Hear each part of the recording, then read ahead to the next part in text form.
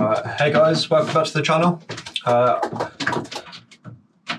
Been a few things happening over the last week or so, couple of weeks since I did my last video, and I was going to record this a few days ago to give you an update on my breeding and how that's going. However, before I get into that, I want to chat about basically what's been going on at the RPRA headquarters and such. Like, because at the minute, I'm sure you're all aware, the sport is in absolute chaos. There's no other word for it. The financial situation at the RPRA is dire. Based on the accounts that came out a couple of weeks, more than a few weeks back now, about a month or so back, the sport as a whole, RPRA as a whole, probably has at best 2 to 3 years left in the capacity that it currently holds. We're looking at, I believe it said, around £600,000 cash assets. However, the last 2 years it's made a £400,000 loss. So it don't take a genius to understand that that cannot carry on. And you know, the councils that run the sport know that, and that's very much why they've announced, well, not even been announced, I should say. There's rumours all over the place, but basically leaving us to speculate on what's going on. And basically the rumours are stating that the RPRA subs are going to go up to £35 per member for this year, and it's looking like that's going to be with immediate effect.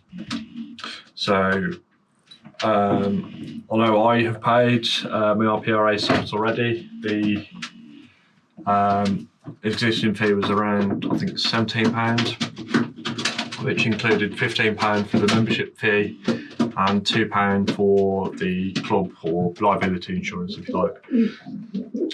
There's rumours going around that that insurance has been scrapped, and obviously replaced with this fee increase. It's not so much the issue of the fee increase. We understand that. What I'm trying to say, we understand that the subs have to increase each year, but the amount they've increased and the way it's been implemented, using a sort of coverall rule, if you like, in the RPRA, that allows them to implement this rule and fee change under emergency situation. And I don't know about you, but to me, a company going bankrupt for years of mismanagement doesn't constitute an emergency. You know, that is just straight up bad management. There's no other way you can look at it other than that. You know, when the councils and the AGM is being hosted in hotels, they're having rooms paid for, meals and entertainment paid for, and you're getting figures like £20,000 quoted for a long weekend away. When the organisation is losing £200,000 a year, that's the sort of thing that makes you question, like, are these the right people to be running our sport? And I know there's a lot of people who have been floating ideas of joining other unions, and in other formats they've been questioning whether or not you can motion for a no confidence vote in the RPRA councils. And unfortunately, because of the way I understand it, and that the sport is set up in such an archaic way, that there's no way to lobby a no confidence vote. because these proposals for no confidence would have to be lodged at your regional council, and the council would then need to take that suggestion forward and vote on it as a council for a vote of no confidence. And unfortunately, if they were to do that, they would effectively be voting to end their position on the council. And obviously, these are paid positions, so I can't see any council member willing to put a vote of no confidence that would effectively cost them their job and their expenses and their holidays to Blackpool each year, and it's just something that's not going to happen. So unfortunately, I don't know the way out of this. Obviously, if you refuse to pay the increased fee, you effectively become a defaulter and effectively banned for that season that you don't pay your fee.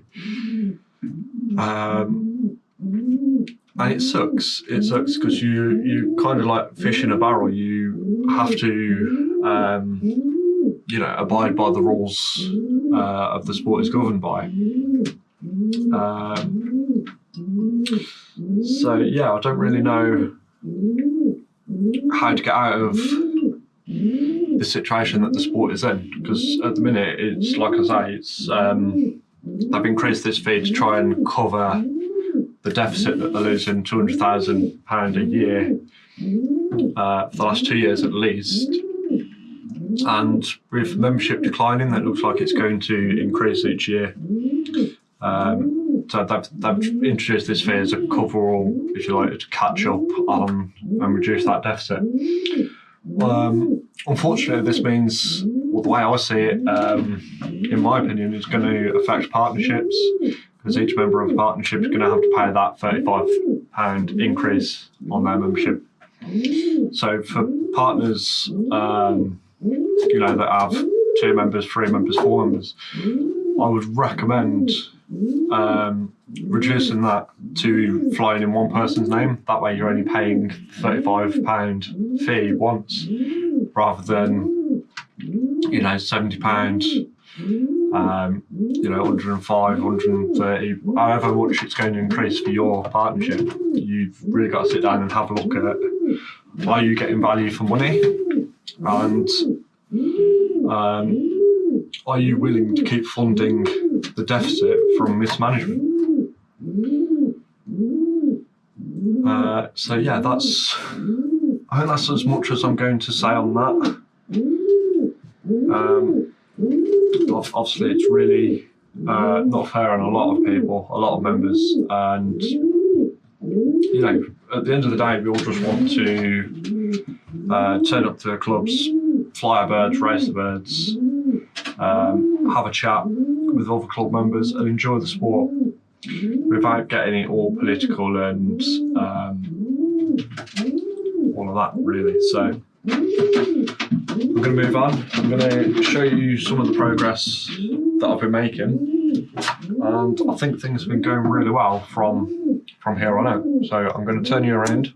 We're going to start down here with Blackpool. Here's our first one to go down on the nest in the way he has. And there you go, buddy. As you can see, we've got 2 eggs down here. He's been sitting for, I'd say, around about 10, 12 days now. So it's another 6 days or so, and we should be looking at those hatching.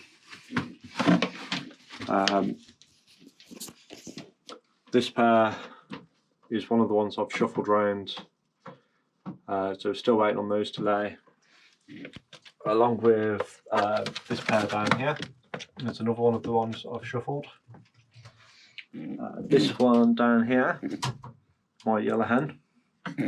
This one is also on 2 eggs. Moving on.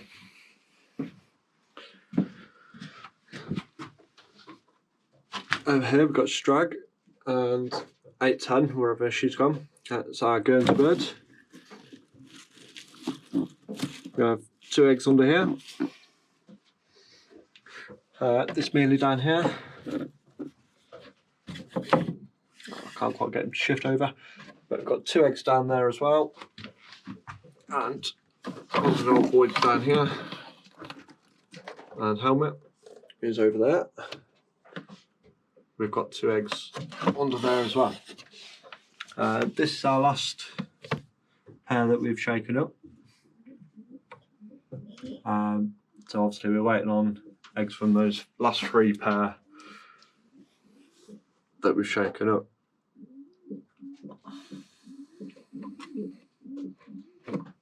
So yeah, that's where we're at really.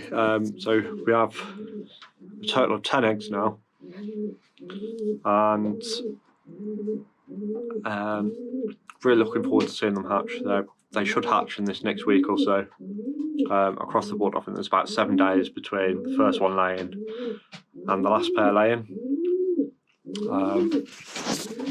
This old boy and Helmet is the last one to lay.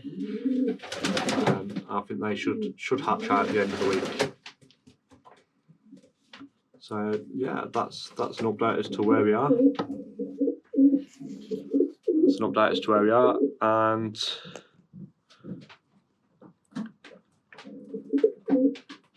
yeah, I'll give you an update as soon as they start hatching out, or if we have any more updates from the RPRA. Obviously, I'll give you an update on that as soon as we have progress on that. Right, until the next video, I'll see you soon.